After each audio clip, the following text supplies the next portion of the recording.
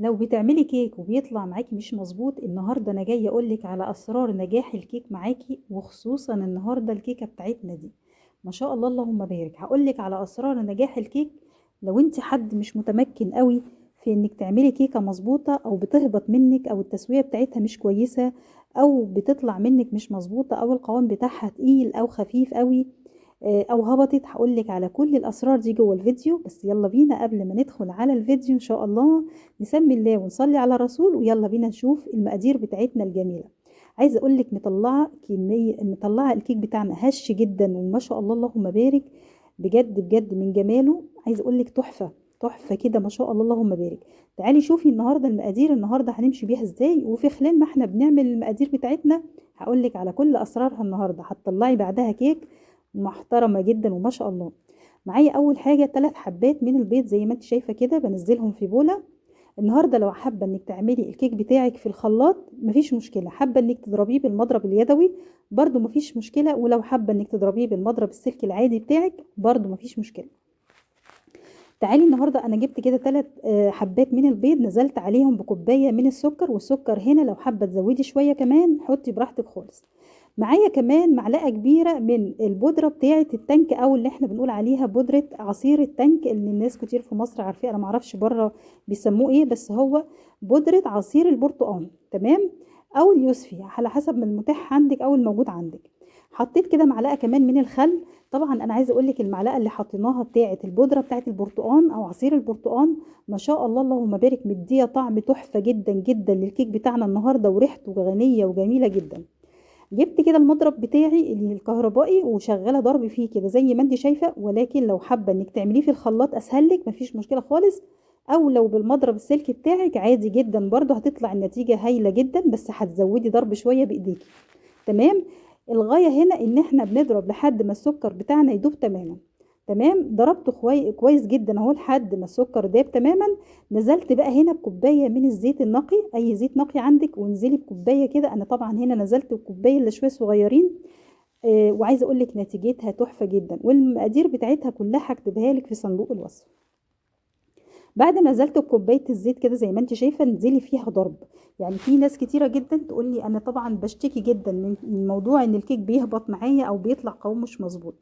اول حاجه بتهتمي كويس جدا، واحنا بنتكلم هتكلم على نجاحها او فشل الكيك معاكي. معايا عصير هنا الاول هنقول المقادير. معايا كوبايه من عصير اليوسفي، نزلت بيه كده، يعني انت بتجيبي 3 حبات من اليوسفي او 4 على حسب هيعملوا لك الكوبايه اللي موجوده عندك. 3 او 4 على حسب المقدار، على حسب الحجم بتاع اليوسفي اللي موجود عندك. لو كبير هياخد 3، لو المج بتاعك لو السفندي بتاعك او اليوسفي بتاعك صغير هتاخد 4 حبات. ضربت كل الكمية اهو، المهم ان انا عملت كوباية من العصير اليوسفي. تمام، ونزلت بيها كده على بقية المقادير بتاعتنا وركنتها على جنب. طبعا انا هنا حبيت ان انا هشتغل في البولة التانية، ونزلت كده بالمقدار اللي انا ضربته كله مع بعضه بالمضرب بتاعي، او هتضربيه في الخلاط زي ما تحبي براحتك خالص. نزلت بيهم في بولة تانية زي ما انت شايفة. هنزل عليهم بقى، هجيب الدقيق بتاعي، وهقولك الدقيق دلوقتي المفروض ان احنا بنحط كوبايتين وربع من الدقيق. طبعا انا هنا نزلت في البوله الصغيره اللي انت شايفاها ديت كوبايتين من الدقيق بالظبط. بنزل بالدقيق واحده واحده كده، وعشان خاطر انا لما اضرب او الف الدقيق بتاعي ما يكلكعش مني، فبنزل بيه واحده واحده. هنا تقريبا نزلت باول كوبايه، وبعدين بمسك المضرب بقى العادي بتاعي او الاسباتولا او المعلقه اللي انت بتقلبي بيها براحتك خالص، وقلبي. تمام. وخدي بالك بقى هنا لما هنضيف دلوقتي، انا طبعا هنا في الفيديو كنت ناسي احط البيكنج باودر وناسي احط النشا، فحطيته في الاخر خالص. هنا قلبت مقدار الدقيق كله. تمام، نزلت بيه واحده واحده. عايزه اقول لك بقى على سر نجاحه، اهتمي كويس جدا بالمقدار بتاع البيكنج باودر بتاعك، لازم يكون مظبوط. ليه؟ عشان خاطر ما تهبطش منك، او تبصي تلاقيها اول ما تطلع هتهبط منك خالص. تمام، فلازم نلتزم بمقدار البيكنج باودر بتاعنا. كمان درجه حراره الفرن، لازم بتكون درجة حرارة الفرن مظبوطة على الكيك بتاعك، وغالبا بتكون 180 درجة وفي الرف الأوسط. وما تفتحش عليها الفرن تماما قبل نص ساعة.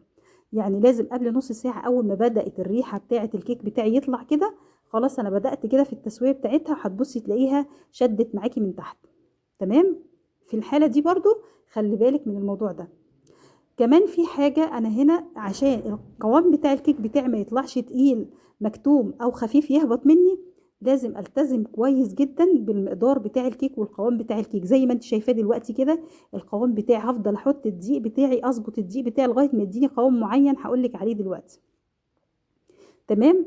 هفضل انا هنا حاطه الدقيق، هسيب الربع كوبايه التانية الاخيره ديت لغايه ما اظبط بيها المقدار بتاع الكيكه بتاعي. والقوام النهائي هتشوفيه دلوقتي هيبقى عامل ازاي، ما شاء الله. يعني عايزه اقول لك طالعه كيكه في منتهى الجمال والروعه، بس التزمي بالخطوات اللي بقول لك عليها. تاني حاجه، رابع حاجه اللي هقول لك عليها، القالب اللي انت بتحطي فيه الكيك. اهم حاجه يكون على قد المقدار، يعني المقدار بتاعنا النهارده هيكون في مقاس صينيه 26. ليه 26؟ انا طبعا عشان هو ده المقدار الصح للي احنا عاملينه النهارده. تمام. طيب انا لو حابه ان انا اعملها، لو حبيت ان انا اعمل المقدار ده في صينيه 24، هتبصي تلاقيها الصينيه صغيره عليها، فهتطلع معاكي مش مستويه من جوه. ممكن تطلع مستويه من الخارج كده، لكن من جوه مش مستويه ومعجنه، فمش هتسوي معاكي كويس جدا. تمام. فلازم تخلي بالك من القالب اللي هتحطي فيه، لازم يكون بالظبط. يعني هتحطي الكيكه هتاخد الربع من تحت كده، تعرفي ان الصينيه بتاعتك كده مظبوطه. تمام. عندي كمان مدة التسوية، أهم حاجة مدة التسوية كمان أقل حاجة 45 دقيقة. الكيك بتاعنا أقل ما فيها بياخد 45 دقيقة عشان تطلعي كيكة مستوية ومتظبطة كويس جدا. الكيك في العموم بياخد حوالي 45 دقيقة. لو طلعت قبل وقت التسوية بتبصي تلاقيها تهبط منك على طول. اوعي تطلعيها قبل ما تاخد مدة التسوية الكاملة بتاعتها في الفرن. واتبعي برضو الخطوات اللي انا قلتلك عليها، اللي هي درجة الحرارة بتاعت الفرن. وبلاش تفتحي عليها تماما قبل نص ساعة، لان طبعا لو فتحتي عليها هتاخد لطشة هوا فتهبط منك خالص، هتبصي تلاقيها مش كيكة، هتبصي تلاقيها معجنة ومش حلوة تماما. وقوام الكيك زي ما اتفقنا زي القوام اللي انا بقولك عليه دلوقتي، ما شاء الله انا كده وصلت للقوام المظبوط. حطيت معلقتين كمان من النشا على الخليط بتاعي، ومعلقه كبيره من البيكنج باودر. المعلقه الكبيره ديت اللي هي بتعادل كيسه من البيكنج باودر.